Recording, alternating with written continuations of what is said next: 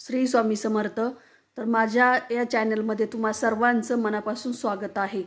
तर आजच्या व्हिडिओमध्ये जसं की आता मार्गशीर्ष महिना चालू आहे आणि या मार्गशीर्ष महिन्यामध्ये बऱ्याच माझ्या भगिनी आहेत, त्या उपवास करतात मार्गशीर्ष महिन्यातले जे गुरुवार असतात ते, कारण माता लक्ष्मीची कृपा आपल्या घरावर सदैव राहण्यासाठी किंवा लक्ष्मीचा वास आपल्या घरामध्ये सदैव राहण्यासाठी, लक्ष्मी कधीही आपल्याला कमी पडू नये यासाठी प्रत्येक भगिनी हा उपवास करत असतात। तर आपल्या घरासाठी, आपल्या आरोग्यासाठी आणि आपल्या पैशासंबंधी ज्या अडचणी असेल त्यासाठी उपवास करत असतात। परंतु बऱ्याच जणींना हा प्रश्न पडलेला असेल की जसं की मार्गशीर्ष महिन्यात फक्त 4च गुरुवार असतात, परंतु या वर्षी मार्गशीर्ष महिन्यामध्ये 5 गुरुवार आलेले आहे आणि 5 गुरुवार म्हणजे शेवटचा जो गुरुवार आहे 11 तारखेचा, त्या दिवशी अमावस्या आहे। तर कोणत्या दिवशी आपण उद्यापन करावं, 4 तारखेला करावं की 11 तारखेला करावं, हा बऱ्याच जणींना प्रश्न पडलेला असणार आहे आणि त्यावरती सोल्युशन म्हणजे मी आजचा व्हिडिओ आणलेला आहे। तर बऱ्याच जणींना असं वाटतं की 4 गुरुवार असतात आणि आपण जो मार्गशीर्ष महिन्यातला जो गुरुवार आहे त्या दिवशी अमावस्या आहे, मग त्या दिवशी करावं की नाही। परंतु असं म्हणतात की दिवस हा 12च्या नंतर बदलत असतो, रात्री 12च्या नंतर चेंज होत असतो, त्यामुळे अमावस्या ही 11 तारखेला सायंकाळी 5:27 पर्यंतच अमावस्या आहे।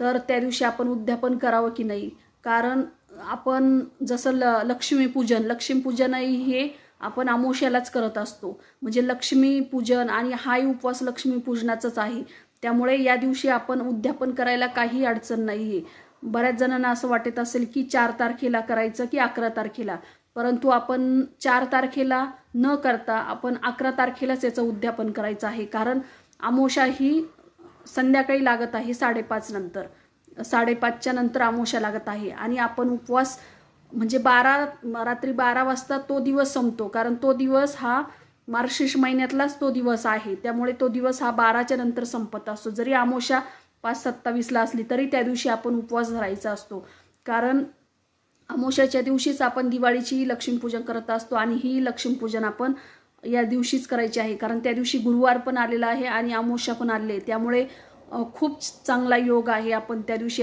लक्ष्मीपूजन करण्याचा। तुम्हाला जर असं वाटत असेल तर तुम्ही दुपारीच उद्यापन करू शकता।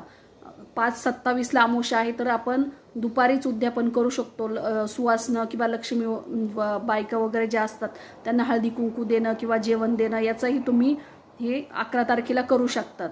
परंतु बरेच जण काय करतात की 4 उपवास येण्यासाठी त्यांचा एखादा काही मासिक धर्मामुळे गेलेला असतो, तर ते नंतरही करतात, म्हणजे जसं की मार्गशीर्ष महिना संपल्यानंतर एक आणखीन एक्स्ट्राचा जो गुरुवार असतो तो पकडतात, परंतु ते चुकीचं आहे, कारण मार्गशीर्ष महिन्यातला गुरुवार हा मार्गशीर्ष महिन्यात जेवढे पडतात तेवढेच करायचे असते। भलेही तुमचा 1 जाओ 2 जाओ, परंतु तुम्ही 1 पकडा 2 पकडा, परंतु त्या महिन्यात जेवढे येणार आहे तेवढेच धरायचे। आपण नंतरच्या दुसऱ्या महिन्यातले त्याला काही अर्थ राहत नाही, कारण मार्गशीर्ष महिन्यामध्येच आपलं हे उद्यापन झालं पाहिजे।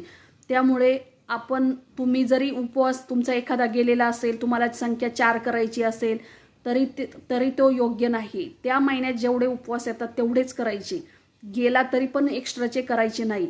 आणि जो 4 तारखेचा किंवा 11 तारखेचा जो गुरुवार आहे तर त्या दिवशी तुम्ही 4 तारखेला न करता 11 तारखेलाच आपण समाप्ती करायची आहे, उद्यापन करायचं आहे लक्ष्मीचं, कारण अमावस्या जरी असली तरी पण आपण याचं उद्यापन करू शकतात। बऱ्याच जणींना याबाबत माहिती नसती, परंतु आजचा व्हिडिओ मी त्यासाठीच घेऊन आलेले आहे।